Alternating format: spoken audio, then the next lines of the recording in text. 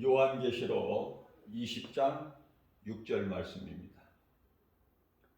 이 첫째 부활에 참여하는 자들은 복이 있고 거룩하도다. 둘째 사망이 그들을 다스리는 권세가 없고 도리어 그들이 하나님과 그리스도의 제사장이 되어 1000년 동안 그리스도와 더불어 왕노릇하리라. 아멘. 요한복음 11장 25절 말씀을 보게 되면요, 예수 그리스도를 구주로 믿는 자들은 이 땅에서 살다가 몸이 죽어도 살아있음을 예수님께서 말씀해 주셨어요. 예수께서 말씀하시기를 나는 부활이요 생명이니 나를 믿는 자는 죽어도 살겠고 물은 살아서 나를 믿는 자는 영원히 죽지 아니하리라.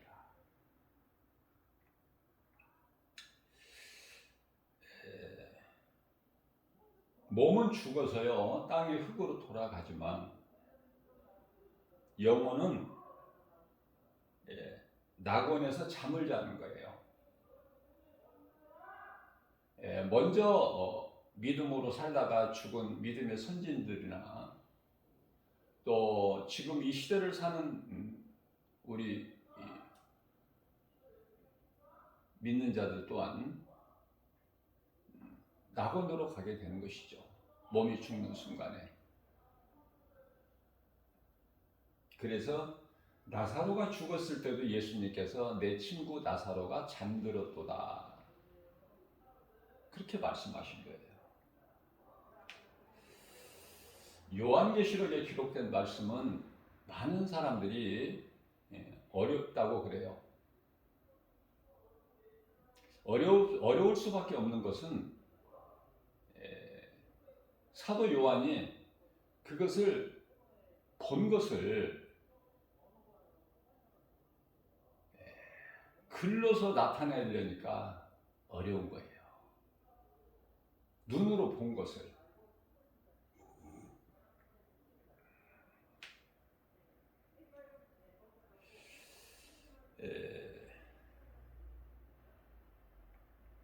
이 말씀과 관련하여 요한복음 5장 29절을 말씀을 통해서 선한 일을 행한 자는 생명의 부활로 악한 일을 행한 자는 심판의 부활로 나오리라. 하나님의 말씀은 살아있기 때문에요 무한해요. 그래서 내가 하나님의 말씀을 얼마만큼 안다 이거 자랑할 것이 없어요. 그걸 깨닫게 되는 거예요. 말씀을 늘 사모하고 바르게 알기를 사모하고 기도한 가운데 가까이 하면 성령께서 자꾸 새롭게 더 깨달을 수 있도록 감동을 주시거든요. 그걸 체험해야 돼요. 그래서 하나님의 말씀을 증거하는 목사님들도 날마다 믿음이 자라는 거예요. 나는 이만큼 알으니까 알고 있으니까 됐다가 아니야.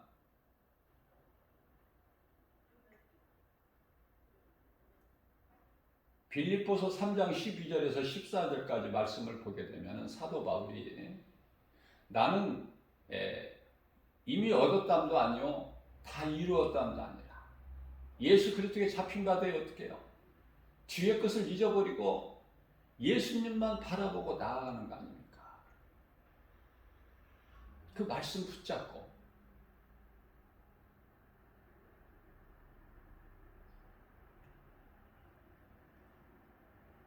우리가 어떻게 하나님 말씀을 많이 알 수 있나요? 그건 교만이에요, 교만. 같은 말씀을 가지고도 성령님이 자꾸 새롭게 가르쳐 주셔요. 순간순간 조명해 주셔요. 그게 하나님의 은혜예요. 은혜 중에 은혜다.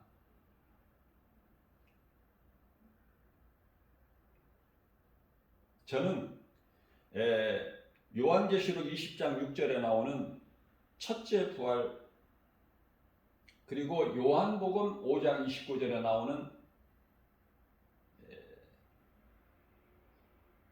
선한 일을 행하는 자 생명의 부활, 이거를 같은 맥락으로 제가 이해를 했었어요. 그런데 어느 순간에 성령께서 또 다르게 감동을 주셔서 깨닫게 해주시는 거예요. 얼마나 감사한지 몰라요. 그러니까 또 성경이 더 쉽게 깨달아지고 이해가 되고 자신 있게 더 힘을 얻어서 가르칠 수가 있는 것이죠.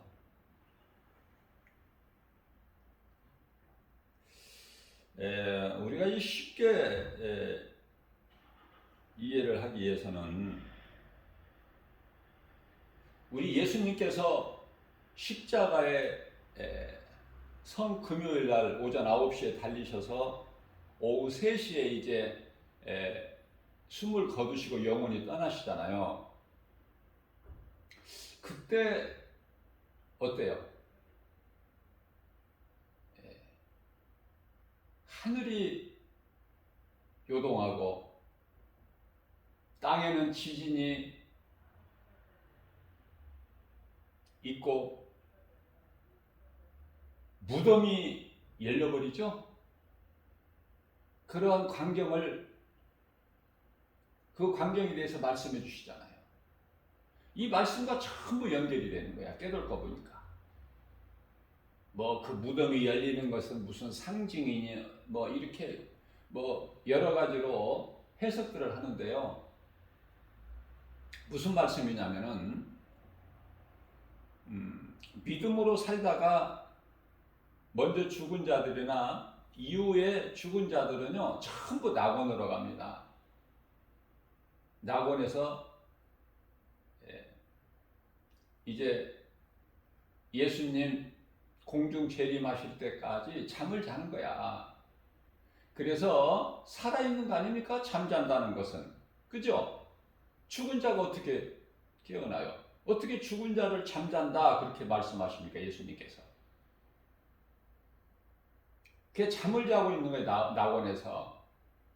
그게 평안을 누리는 거예요. 평안한 거예요. 잠이. 고통은 다 끝났고 이 땅에서의 고통은 다 끝난 거야.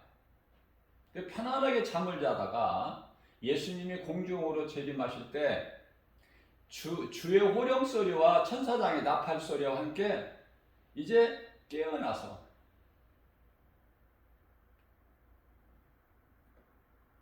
예수님의 그 신부된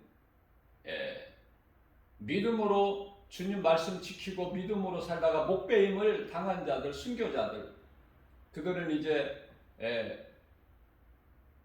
예수님의 신부로 또 낙원에서 잠자고 있는 일반 구원받은 성도들은 이제 하나님의 자녀로 요한복음 1장 12절 말씀이죠. 영접하는 자 곧 그 이름을 믿는 자들에게는 하나님의 자녀가 되는 권세를 주셨으니 이 땅에 사는 동안에도 하나님의 자녀로 살아가는 거예요. 그러다가 이제 하나님의 시간표에 의해서 때가 되면은 모든 사람이 죽지 않습니까? 예수를 믿어도. 그 몸은 이제 죽어서 땅의 흙으로 돌아가고 영혼은 이제 낙원으로 가서 잠을 자고 있는데 예수님 공중으로 재림하실 때 그때 모두 다 잠에서 깨어나는 거예요. 잠에서 깨어나는 것을 가지고 부활이라 그래요. 그러면 잠에서 깨어난 자들은 구원받은 성도들은 다 하나같이 하나님의 거룩하신 하나님의 아버지의 존귀한 자녀의 신분으로 혼인잔치에 기쁘게 참여하는 거예요. 순교자들은 예수님의 신부로. 그러면 오늘 본문 말씀을 보게 되면은요, 다시 한번 우리가 생각하면은 더 이제 쉽게 깨달아지게 되는데요. 이 첫째 부활에 참여하는 자들은 복이 있고, 이 첫째 부활에 참여하는 자들은 복이 있고, 예수님께서 공중으로 재림하실 때 이 땅에는 남겨진 자들이 있어요. 남겨진 자들. 뭐 내가 남고 싶다고 해서 남는 것이 아니라 이미 구원받은 성도들은 예수님 공중 재림하시기 전에 다 이제 몸은 죽고 영혼은 다 낙원으로 가 있고, 이 땅에 남겨진 자들이 있는데요. 그들은 이제 이방인과는 상관이 없어요. 이제 유대인들의 구원이야. 유대인들의 구원을 위해서 제가 늘 강조해서 전한 거지만은 유대인들에게는 구원의 기회가 한 번 더 있어요. 이방인의 구원은 한 번 문이 닫히면 그것으로 끝나버리고, 그래서 오늘날에 예수님이 오실 때가 다 된 이 마지막 때에도 이스라엘의 기독교인은 힘이 적어요. 2%에 불과해. 그러면 그들은 구원을 못 받는가, 유대인들이? 그렇지가 않아요. 이방인들의 구원을 보고 이제 셈이 나서 유대인들을 다 구원받습니다. 그 유대인들 구원이 나중에 이루어지는 것이 하나님의 뜻이에요. 그때까지는 유대인들의 눈을 감기게 귀를 어둡게 하시는 거야. 이방인들의 구원의 수가 차기까지. 그렇죠? 여기에 관련해서 말씀을 많이 들으셨을 거예요. 몇 번씩은. 이해를 못해서 그렇지. 오늘 이 시간을 통해서 좀 많은 이해하는 데 도움이 됐으면 하는 마음으로 제가 말씀을 전해드리는 것입니다. 성경에 휴거라는 단어는 없어요. 이제 벌써 쉽게 알아들으시는 분들은, 이 복음의 메시지를 들으시는 분들 가운데 쉽게 알아들으시는 분들은 벌써 깨달았을 줄로 믿어요. 예수님이 공중재림하실 때까지 이 땅에서 그냥 살다가 예수님이 오시면 들림받는 게 아니에요. 그 이전에 다 죽은 거야. 그래서 이 말씀과 관련하여 요한계시록 14장 13절 말씀을 보게 되면요, 이후로 주 안에서 죽은 자들은 복이 있다.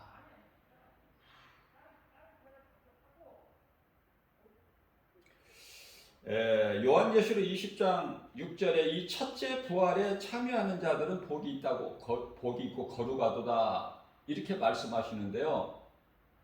이거는 앞서 제가 말씀을 전한 대로 유대인의 구원을 위하여, 복음 전하여 그들의 구원을 위하여 남겨진 자들이에요. 그래서 그들이 복이 있고 첫째 부활에 참여하는 자여 거룩하도다, 이렇게 말씀하신 거예요.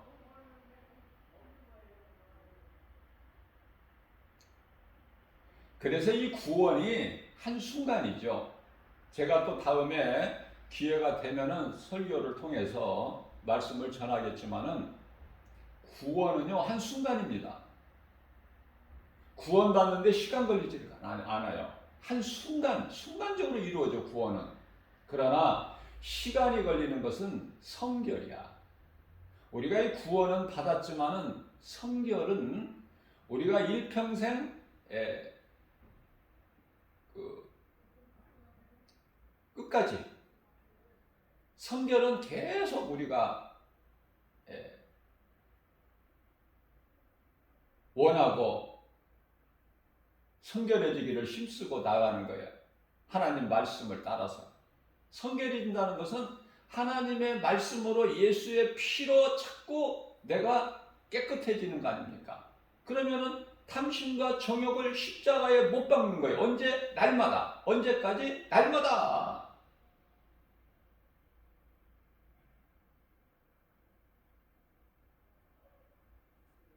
날마다 탐심과 정욕을 십자가에 못 박는다. 갈라디아서 5장 24절 말씀인가요? 예수님이 우리를 위하여 십자가에 못 박히셨기 때문에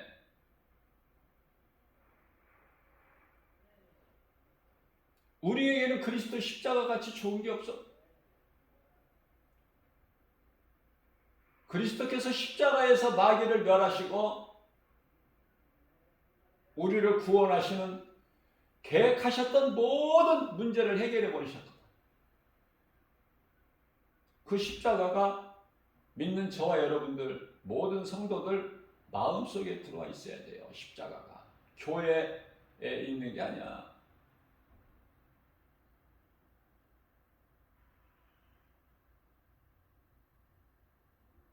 교회 안에는 율법주의자들이 많다고 제가 그러죠.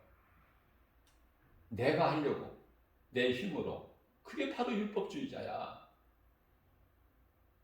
은혜를 누리지를 못해. 예수님께서 율법의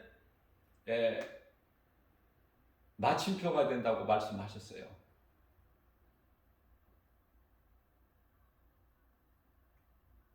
로마서 10장 4절이죠.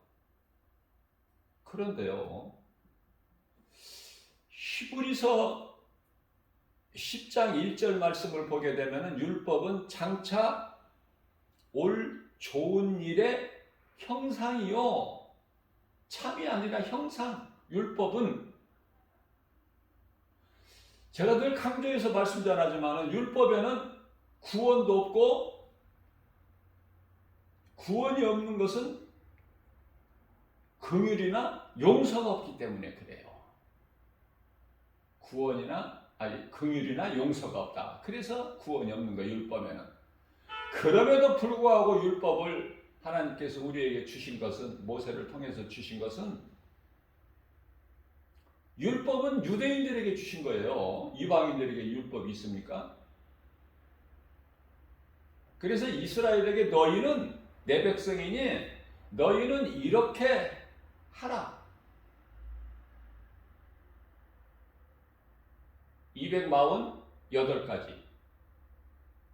또 너희는 이렇게 하지 마라. 이것이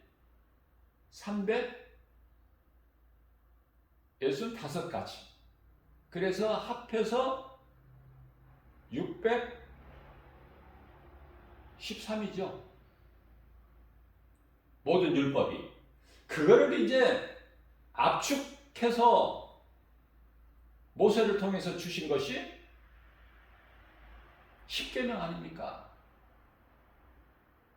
출애굽기서 20장에 말씀하고 있는 십계명. 가톨릭은 이 십계명도 바꿔버려. 이 가톨릭에 대해서는요, 더 말할 나위가 없어. 그러나 가톨릭에는 구원이 없다고 우리가 말할 수 없는 것은 가톨릭에도 그 잘못된 교리에 따르지 아니하고 숨은 신앙들이 있어요. 참 그리스도인들이. 신부나 수녀들이나 또 거기에 이 믿음을 가진 자들 중에도 참 그리스도인이 있기 때문에. 그래서 가톨릭에는 구원이 없다 이렇게 말을 할 수가 없다니까요. 왜냐하면 각 사람의 믿음으로 구원을 받기 때문에. 각 사람의 믿음으로 구원받는데 그것은 예수 그리스도를 나의 구주로 믿는 그 믿음. 누구라도. 그래서 어떤 이 교단 같은 거 따질 것이 없어요.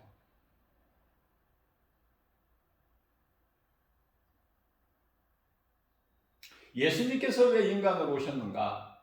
제가 어제 주일 예배 설교에서도 말씀 전했지만 복음에 대해서 아는 것이 중요하죠.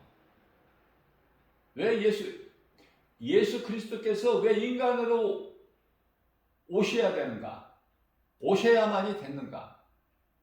우리를 구원하시기 위해서, 우리를 불쌍히 여기시고, 왜 우리에게 이토록 관심을 가지셔요?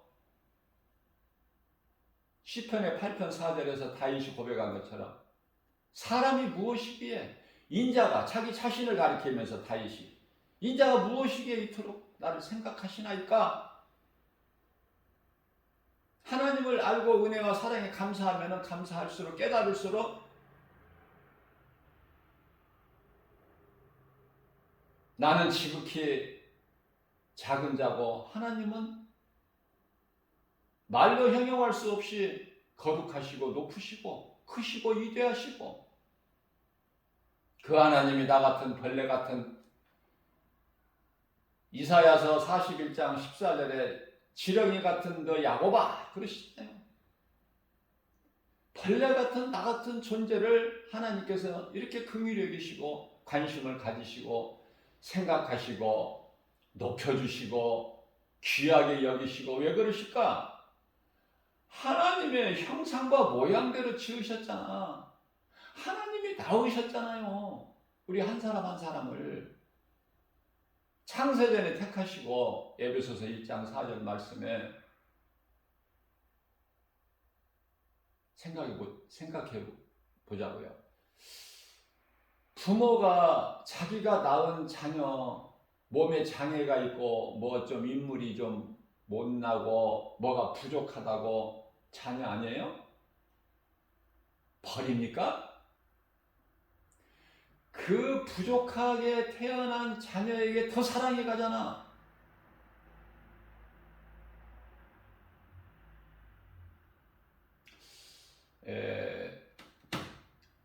여기 교회에 가까운 근처에 그 장애인 그 학교가 있는데요. 학교 끝날 시간쯤 되면은 차들이 굉장히 많이 모여요. 그 끝날 시간 되면은 부모들이 이제 차를 가지고 와서 자기 자녀들을 태우고 가기 위해서.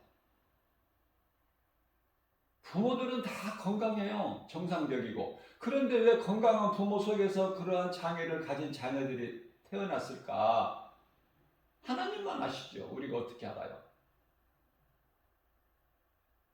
그러한 자녀를 낳고 싶어서 낳느냐고.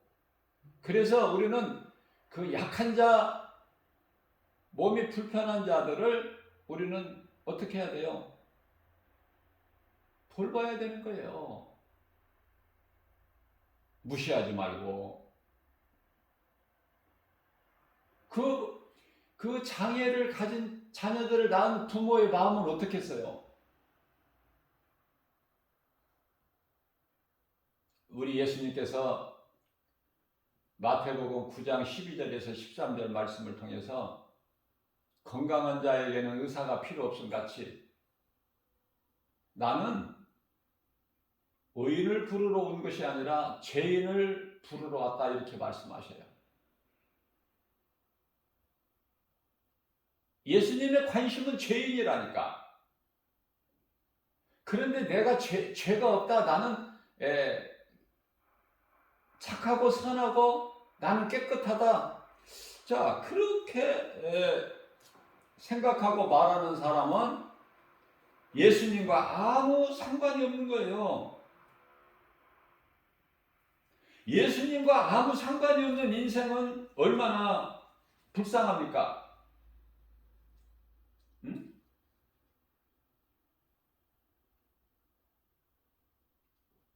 예수님과 상관이 없으면, 예수님께서 이제 목요일 밤에 잡히셔서 금요일날 십자가에 달리실 때 그 주에,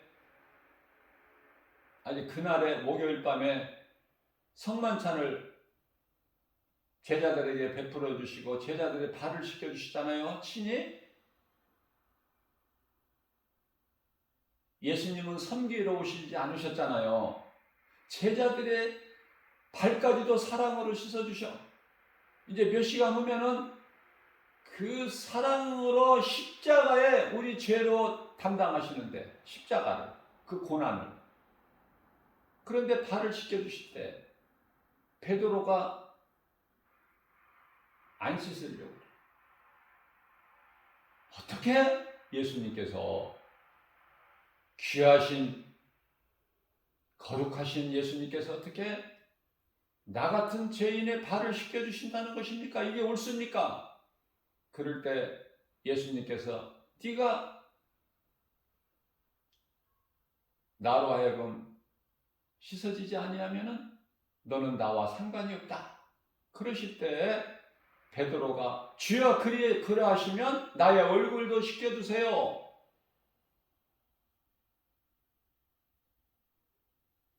예수님께서 목욕한 자는 발밖에 씻을 것이 없다 말씀하시죠. 요한복음 13장 10절에서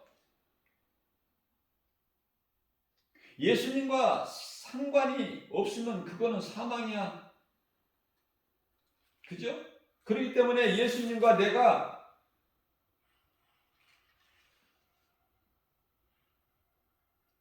상관이 있어야 돼.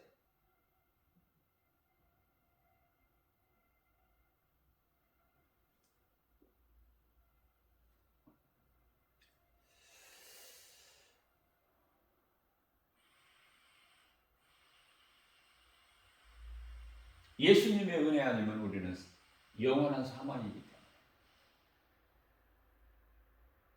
그래서 고린도전서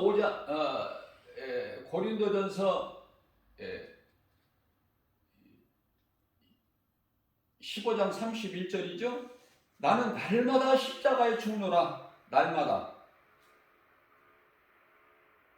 십자가에 날마다 못 박아야 돼. 왜냐하면 더러운 것이 자꾸 내 속에서 죄의 쓴뿌리가 육신의 생각이 드러나기 때문에.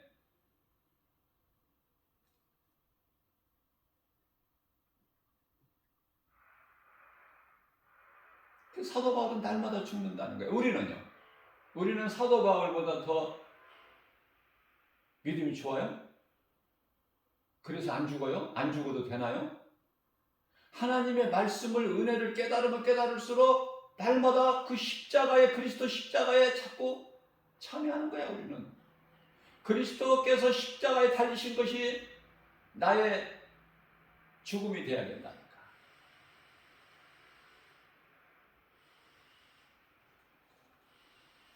그래서 죄 쓴뿌리에서 나오는 모든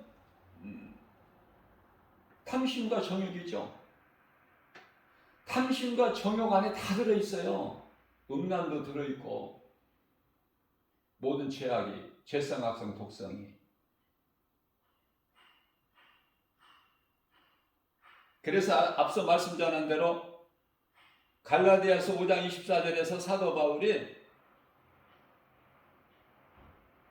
그리스도를 구주로 믿는 모든 사들의 육체는 예수님께서 육체를 가지고 오셔가지고 십자가에서 벗어버리셨잖아요. 육체를.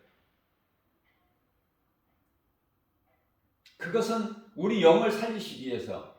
예수님께서 십자가에서 육체의 고난을 당하시고 육체를 벗어버리신 것은, 십자가에 못 박히신 것은 우리 육체를 살리시려고 하신 것이 아니잖아요. 우리 영혼을 살리시기 위해서 그렇잖아요. 그래 우리는 육체는 어떻게 해요? 우리 또한 육체는 십자가에 못 박아야 돼. 우리 육체는 쓸 것이 하나도 없는 탐심과 정욕이야. 여러 가지 죄성, 악성, 독성, 죄 쓴뿌리. 그래서 그 정욕과 탐심을 십자가에 못 박는다고 해서 사도 바울이 갈라디아서 5장 24절에서 이런 말씀을 마음에 새겨야 돼요.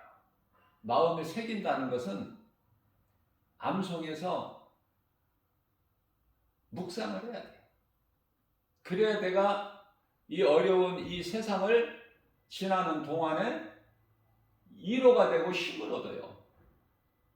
그리스도 십자가 달리신 것을 우리가 기억하고 생각할 때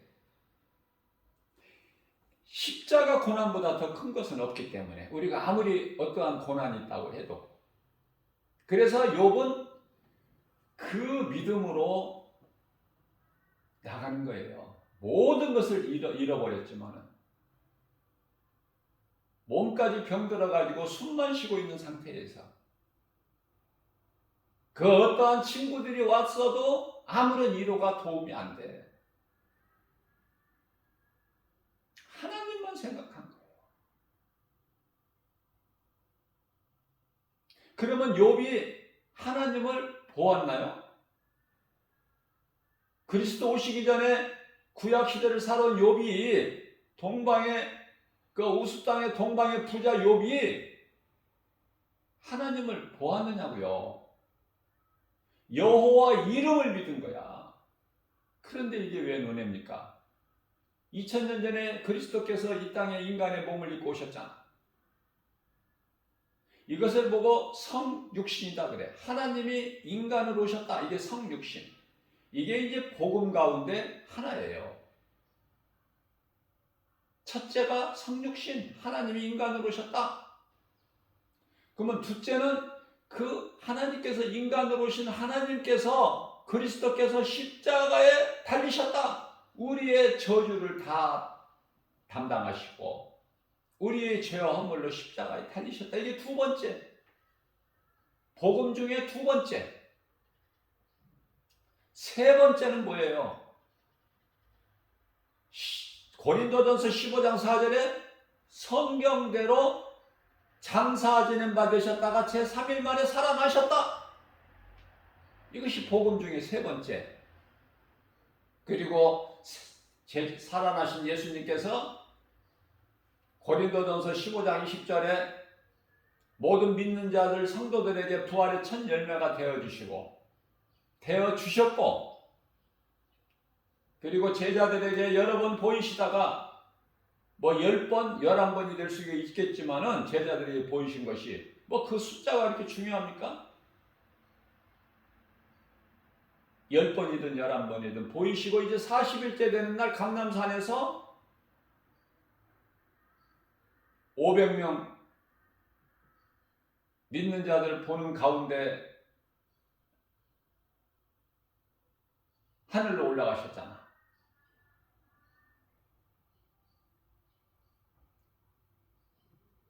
이걸 승천이라고 그랬죠. 이게 이제 복음 중에 네 번째. 그러면 이제 마지막 다섯 번째 복음이 뭐예요? 다시 오신다고 약속하신 예수님. 예수님 재림. 이것을 통틀어서 복음이다 그래요. 복음. 이 복음도 모르고 교회 다니는 사람들이 무수히 많아요. 이 복음도 알지 못하는 직분자들이 많다니까. 그러니까 허송세월을 보내는 거야. 아까운 시간에 믿음이 쑥쑥 자라지를 못하고.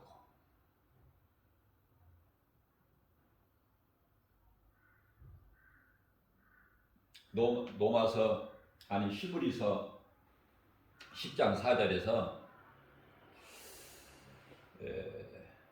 예수님이 오실 수밖에 없는 이유에 대해서 말씀하시는데요. 황소나 염소, 다시 말하면 짐승의 피로는 능히 죄를 없이 할 수가 없다. 그래서 예수님 오신 거야. 짐승의 피로는 우리 죄를 없게 할 수가 없어요. 우리를 깨끗하게 못해. 그러니까 짐승이 제물로 죽고 우리 죄를 짐승에게 전담해서 짐승이 죽게 한 것은 율법 시대에 그리스도께서 오시기 전에 그 방법밖에 없어서 레위기를 통해서 제사법을 가르쳐 주신 거예요. 이제 그리스도께서 오신 이후에는 짐승이 죽을 이유가 없잖아요. 예수님께서 우리의 죄 허물로 산 제물이 되어주셨는데 그 믿음 가지고 나가면 되는 거예요, 이제.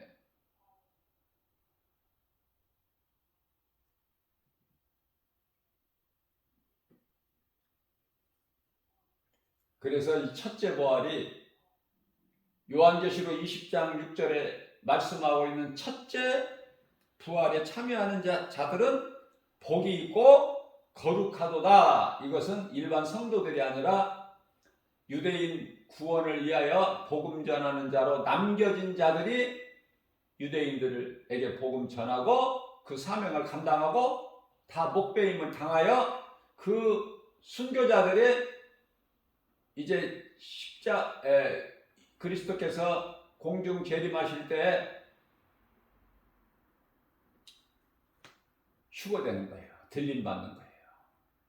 혼인잔치에 참여하는 거예요. 그러면 이제 그 나머지 자들, 남은 자들은 그 이후에 남아있는 자들은, 이 땅에 남아있는 자들은 전부 심판에 이르를 자요 둘째 사망에 이를 자들이죠. 지옥 불못에 던져질 자들. 요한계시록 21장 8절. 거짓말한 자들 모든 다른 복음으로 사람을 미혹한 자들, 우상 숭배자들, 뭐 점술가들, 뭐 이런 더러운 이런 그 명단이 다 있어요. 이런 자들이 다 이제 심판받고 지옥 불고등에 영원한 불못에 던져질 자들.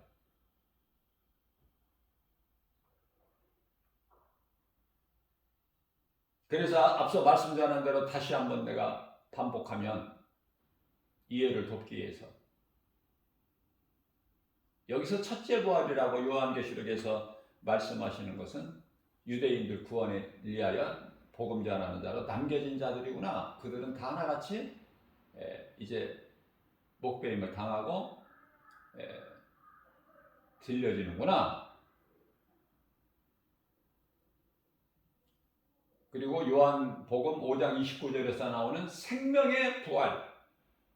그것은 이제 믿음으로 하나님의 자녀된 자들 다 구원받고 나보니 예수님이 공중으로 재림하실 때 다 이제 깨어나는 거야, 잠에서. 그래서 이 땅에서 휴거된 자들, 목배임을 당한 자들, 순교자들. 또 이미 예수님 믿음을 지키다가 순교당한 자들 있잖아요. 사도들을 비롯하여 그런 자들. 그들이 이제 다스리는 권세를 가지고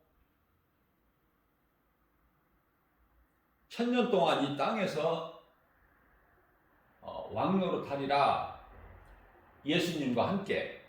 그죠? 요한계시록 20장 6절에.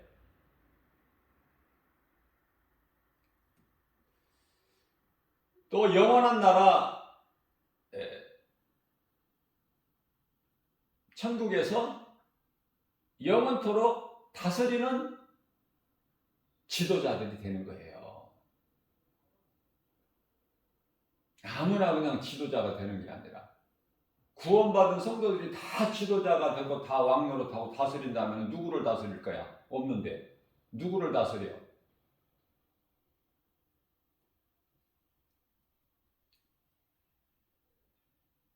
할 수만 있다면은 깨달지를 못해서 그러지 할 수만 있다면 예수님을 위하여 기꺼이 사도 바울처럼 내가 이 주님께 받은 사명을 감당하기 위하여는 나의 생명까지도 조금도 아끼지 아니하리라. 그 신앙으로 순교한 사도들, 사도 바울을 비롯해가지고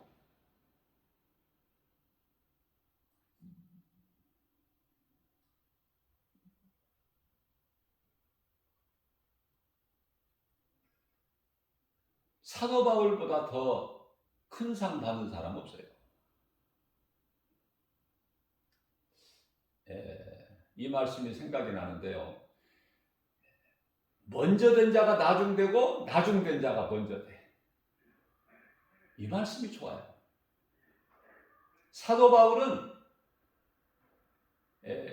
가장 나중에 예수님이 공생애 하실 때 예수님 따르지도 않았고 예수님 음성 듣지도 않았어요. 사울로 살아온 인생이 예수님이 십자가에 달리시고 부활하신 이후에 만삭되지 못한 채 난 자,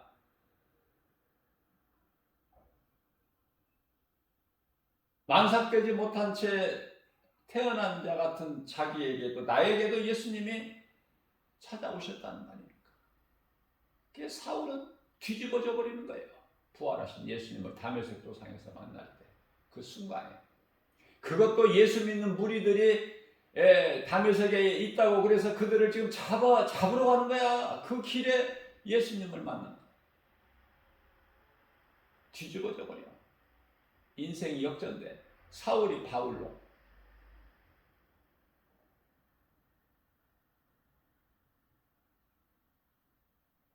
우리는 변화돼야 돼요.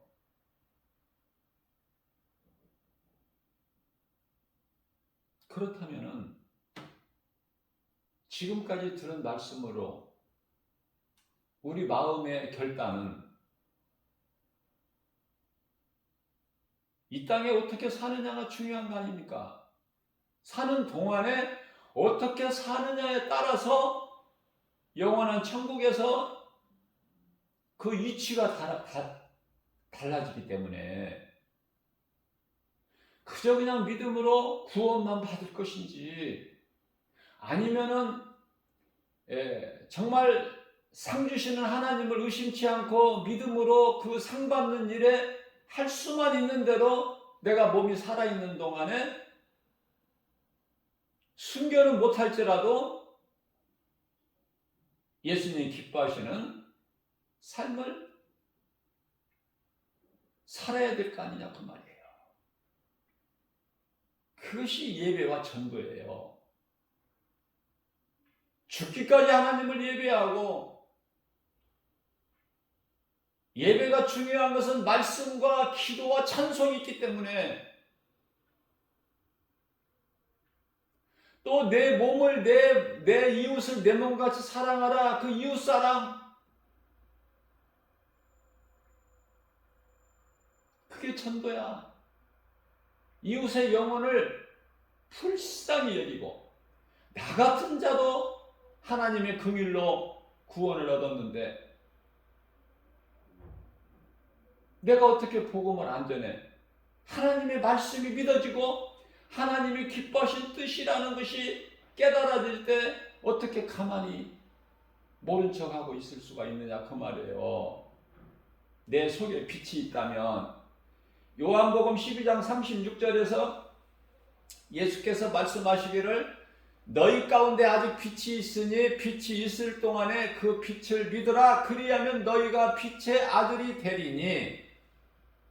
그러면 우리가 빛으로 오신 예수님을, 어두운 가운데서 흑암에서 우리를 건지신 예수님을 믿음으로 우리는 구원받고 빛의 자녀가 됐잖아요. 그럼 내 속에 빛이 있으면 이 빛을 드러내야지. 빛을 어떻게 감춰놔? 감춰놓을 수가 없어요. 빛을 어떻게 감춰놔? 드러나는데, 내가 드러내고 싶어서가 아니라 드러나. 빛은, 내 속에 있는 빛은. 그래서 디모데 후서 2장 9절에는 그리스도께서 우리를 위하여 십자가에 달리시기까지 고난은 당하셨지만 하나님의 말씀은 매이지 아니하리라. 말씀이 내 속에 있다면, 성령 받았다는 것이 하나님의 말씀이 내 속에 들어왔다는 거 아닙니까? 성령이 눈에 보여요? 성령 받았다는 게 뭐예요? 뭐라고 생각하세요? 말씀이 내 마음속에 들어오는 거야. 내 마음은 영이고 성령이 내 영 안으로 들어오신다고 그러잖아요. 로마서 8장 16절에 그 영이 우리의 마음이라니까. 하트, 깊은 곳. 고린도후서 1장 22절 우리 마음이 영이니 그 영 안으로 고린도후서 4장 6절에서 복음의 빛이 비춰지는 거예요. 그럼 우리는 빛의 자녀가 되는 거야. 그런데 우리는 이 땅에 세상을 살면서 교회는 다니면서 하나님을 믿는다고 하면서 정작 믿음이 없고 예수가 그리스도시구나 이걸 모르기 때문에, 이 복음을 모르기 때문에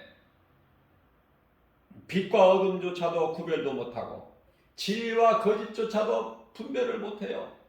예수님께서 요한일서 4장 1절 말씀을 통해서 이 마지막 때는 너희는 영분별의 능력을 가지라.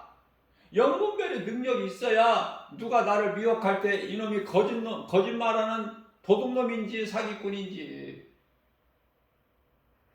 진짜 나를 돕는 자인지 좋은 사람인지 구별을 해야 되잖아요. 구별하는 영분별의 능력만 있으면 영분별의 능력이에요. 뭐 또 다른 걸 판단하고 뭐 구별하는 것이 아니라 영분별의 능력. 영이라고 해서 다 성령이 하나님께로부터 성령이 아니다. 악령도 있다. 수없이 많은 악령이 미혹하는 악령. 그래서 마태복음 6장 24절에서는 한 사람이 두 주인을 섬길 수 없음 같이 하나님만 섬기라는 거야. 요한계시록 3장 16절에서는 뜨겁든지 차갑든지 하라. 둘 중에 하나만 해. 뜨겁지도 않고 차갑지도 아니하고 뜨뜻미지근한 거 하나님께서 가정에서 포여버리신다고 그랬잖아요. 그런 인생 살지 말고 하나님만 사랑하는, 그래서 하나님을 기쁘시게 하는, 내 인생길에서 내가 전에는 모르고 귀신에게 속아 살아왔지만은 이제는 진리를 알았으니까 예수보다 귀한 것이 없는 내 인생길에 살면서 예수보다 귀한 것이 없는 남은 인생길을 살아야 된다는 거예요. 그렇지 않습니까? 그런 결단에 마음의 결단이 없어요? 이런 말씀을 들어도? 그런 빛이 자녀가 아니기 때문에 그래. 그 속에 성령이 아니 계시기 때문에 그래요. 아직도 육신으로 사는 율법주의자나 아직도 구원받을 만한 믿음이 없는 자가나 고린도후서 13장 5절에 의심해봐야 돼. 점검해봐야 돼. 자기 신앙을.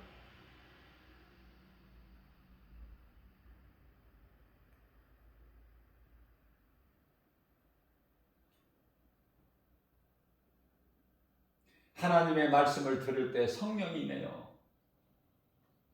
안수받을 때 성령이 임해요. 기도할 때 성령이 임하는 거 아닙니까?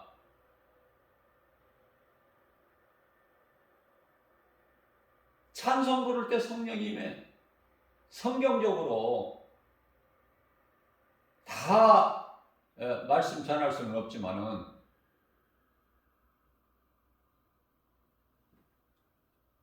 고넬료가 베드로를 초청해서 하나님 말씀을 들을 때 성령이 임해버려. 각 사람에게.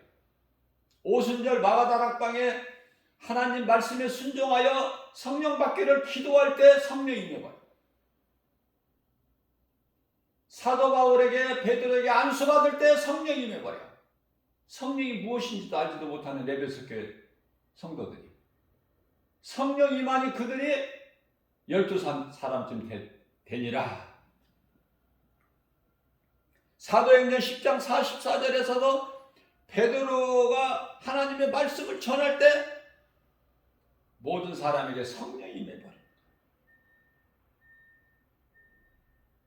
하나님의 말씀을 사모하고 가까이 내가 알기를 원하면은 때때로 순간순간 하나님께서 감동 주시고 조명해 주시고 터치해 주시고 깨닫게 해 주시고 놀라운 일들이 일어난다니까요. 하나님의 말씀을 사모해 보세요. 삶이 바뀌어버린다니까. 좋았던 것이 한낱 가치 없는 것이 되고 하나님 말씀보다 더 귀한 것이 없고 그렇게 깨달아질 때 그 말씀이 내가 마음속에 새겨두고 싶고 시편의 119편의 11절에 다윗은 고백하기를 하나님 내가 주의 말씀을 내가 주님께 범죄하지 아니하려고 하나님 말씀을 내 마음속에 두었나이다. 내가 범죄하려고 할 때 육신의 생각이 때때로 올라올 때 하나님의 말씀의 능력으로 물리치고 내가 하고 싶은 일을 절제할 수 있잖아요. 디모데후서 1장 7절에 절제할 수가 있어야 돼. 그리스도인들은 절제하는 마음이니 능력과 사랑과 절제하는 마음이야.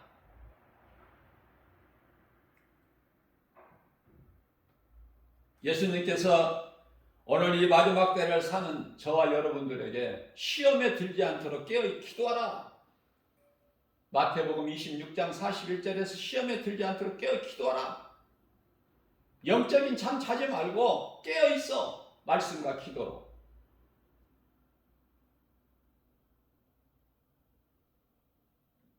잠언서 24장 16절입니다. 의인은 7번 넘어질지라도 다시 일어나 악인은 못 일어나 넘어지면 그러나 의인은 일어나 7번 넘어지더라도 다시 일어나. 하나님의 말씀이에요. 우리는 몇 번 넘어지는 인생을 살아왔는지는 모르지만 7번 넘어질지라도 7이 7이라는 것은 완전수예요. 유대인들이 가장 좋아하는 수이기도 해요. 7이. 저도 개인적으로 7 숫자를 좋아해요. 유대인은 아니지만 영적 이스라엘로.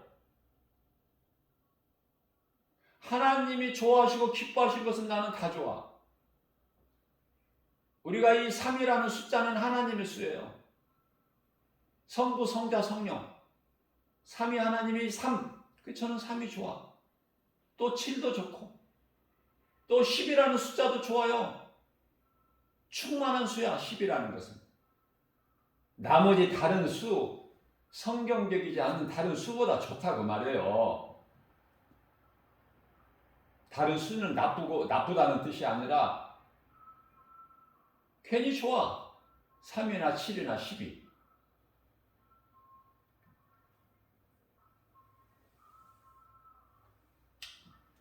어제 주일 예배 시간에도 제가 말씀을 잠깐 언급했지만은 우리 일상생활 속에서 우상 숭배 안 한다고 큰소리 칠 것이 없는 것은 아마 믿음의 가정들도 가서 보면은 세상 달력도 많이 걸려 있을 거예요. 또 깨끗하지 못하는, 성결하지 못한 그림도 좀 걸려 있는 가정들도 있을 것이고, 모르니까 그런 걸 걸어놓는 거야. 특히 우리가 이렇게 이제 만나게 되면은 만남을 통해서 나이가 궁금하고 나이를 물어보고 또 자기 나이를 말하고 할 때 그냥 나이가 몇 살이냐 얘기하면 돼. 물어보면. 그런데요 꼭 몇 년생이다 그러면은 그러면은 무슨 띠겠네? 나는 무슨 띠인데? 나하고 같은 띠네? 나보다 1살, 2살 많네, 적네? 왜 그렇게 말을 해? 그 얼마나 가증한데 왜 짐승을 말을 해? 그렇게 말할 것이 없어서? 하나님의 말씀 성경 66권 진리의 복음은 다 어디다 두고 짐승의 말을 해서 짐승을 말하고 그게 바로 사주팔자야. 거기에 다 갇혀버려. 그것으로 묶어버린다니까. 마귀가 교모해가지고. 그런 작은 것까지도 우리는 다 버릴 건 버려야 된다니까요. 어린아이들이 좋아하는 이 장난감, 또 어떠한 무슨 책, 이루 말할 수 없는, 그래서 그 속에는요 알지 못하는 감추어진 우상이 있어. 좀 고상하게 말하면은 알미니언주의, 알지 못하게 다 감추어져 있어요. 그걸 깨달아야 돼요. 다시 말씀드립니다. 어느 나라나 그 나라가 가지고 있는 문화를 보게 되면은 그 나라의 종교가 드러나 버려. 왜냐하면 연관성이 있기 때문에. 연관성이 있어요.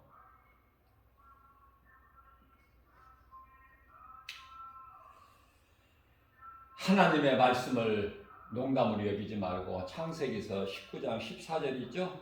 롯의 사이들이 롯을 통해서 하나님의 말씀을 들었건만 농담으로 여겨. 하나님의 말씀을 믿지 않는 자들은 다 하나같이 영원한 지옥 불못에 들어갈 자들이다. 그러나 다윗은요 달랐어요. 그리스도 오시기 전에 약 1000년 시대를 살았던 다윗 왕은 달랐다니까. 모든 작은 일에서부터 꼭 마치 어린아이같이 하나님 앞에 이쁜 짓을 그렇게. 자, 하나 예를 들면 사무엘하 16장 16절 말씀을 보게 되면, 사무엘하 6장 16절 말씀을 보게 되면 하나님의 언약궤를 이제 다윗성으로 이제 옮겨올 때 기뻐서 춤을 춰.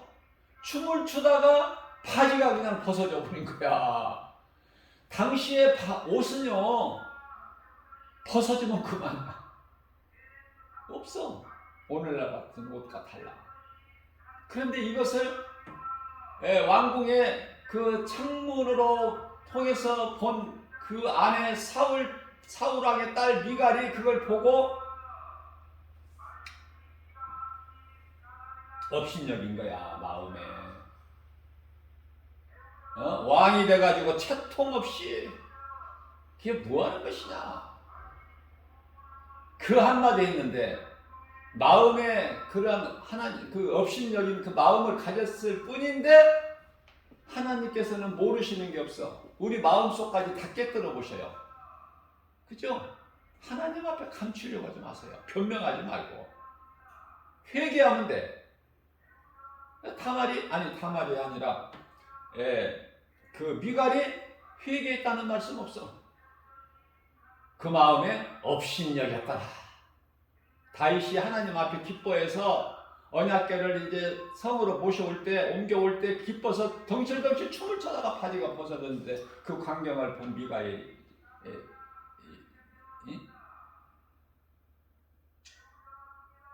그것을 보고 업신여겼다는 거 아닙니까? 예? 사울 왕의 딸 미갈이. 그 어떻게 사울 왕의 자녀들이 그 같은 그 씨고 같은 태중에서 나오는데 이렇게 달라? 미갈과 요나단이 또 다르잖아요. 그런데 결과는요. 그 마음의 심중에 업신여겼더라. 그것으로 인하여 미갈은 아이를 낳지를 못해. 하나님께서 태의 문을 닫아버리셔. 놀랍죠? 그러니 우리가 하나님 앞에 말도 잘해야 돼. 하나님이 다 들으시기 때문에. 이사야서 94장 9절입니다. 귀를 기우시니가 어찌 듣지 아니하시겠느냐? 너희가 말한 대로 내가 다 이루리라. 그래서 에베소서 4장 29절 말씀을 보면은 너희는 말을 할 때도 조심해서 잘해라. 듣는 자들이 은혜를 받을 수 있도록. 그래서 내 입 가지고 내가 말한다고 아무거나 절제 없이 절제되지 못한 말을 해서는 안 돼. 그 말로 사람을 얼마나 상처를 주고 또 말 한마디 잘못한 것으로 인해서 형제를 죽이는 거야. 여기서 형제라는 것은 믿음으로 사는 사람들이에요. 이 혈육관계 형제가 아니라. 항상 우리가 성경을 볼 때 형제라는 것은 예수님께서 그러셨잖아요. 누가 내 형제요 자매요 어머니더냐. 내 형제요 자매요 어머니는 하늘에 계신 내 아버지 뜻대로 행하는 자들이다. 마태복음 12장 50절에서 말씀하고 있잖아요. 마태복음 24장 40절에서 누가 내 형제여 자매여 어머니냐? 그래서 나는 예수님이 말씀하시는 형제와 자매여 어머니냐? 그러면은 그 마리아도 아니고 그 형제들 4명 형제들 있잖아요. 또 딸들도 있었잖아. 요셉과 마리아 사이에 예수님 성령으로 잉태되신 이후에, 그죠? 자, 그런 사람들이 어머니여, 형제여, 딸이, 자매가 아니라면 누굴까? 그랬는데, 마태복음 12장 50절에 가서 그 말씀이 답이 있더라고요. 사모하는 자에게 주신다니까. 감춰두시고 아껴두시고 안 주시는 게 아니야. 누가복음 17장 11장 13절에서 사모하는 자에게 좋은 것으로 주셔요. 그런데 그 좋은 것 중에서 하나님 말씀을 알기를, 깨닫기를 원하는 자 하나님 얼마나 기뻐하시겠어요? 안 주시겠어요? 아낌없이 주시죠. 아들 독생자까지 주셨는데 무엇인들 안 주시겠어요? 무엇인지 구하라는 거 아닙니까? 우리 뜻을 구하지 말고 하나님 기뻐하시는 뜻에 일치되는 것을 구하라고. 이게 성령의 간구야. 그게 에베소서 6장 18절 말씀에서 내 뜻이 이루어지는 것이 아니라 성령의 간구, 성령의 도우심으로. 그럼 성령님이 도와주셔요.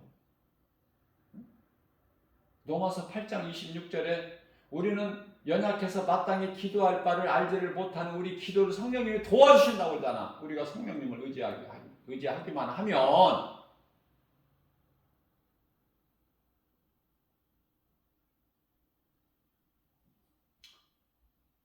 저는 교만해서가 아니라 누가 기도하는 거 들어보면 그 사람의 영적 수준을 그냥 금방 캐치해요. 뭐 길게 기도해도 나는 그 긴 거 안 봐. 우리 하나님께서 길이를 보지 아니하시고 깊이를 보시고 크기를 보지 아니하시고 무게를 보시는 하나님이시잖아요. 우리가 기도를 해도 바른 기도해야 돼. 우리가 찬송을 해도 저 내 심령 속 깊은 곳에서 나와야 돼. 찬송이 믿음으로. 그래야 입으로 주여 주여 하는 자가 아니야. 하나님 예수 그리스도 보시기에 가정한 자가 아니다 그 말이에요.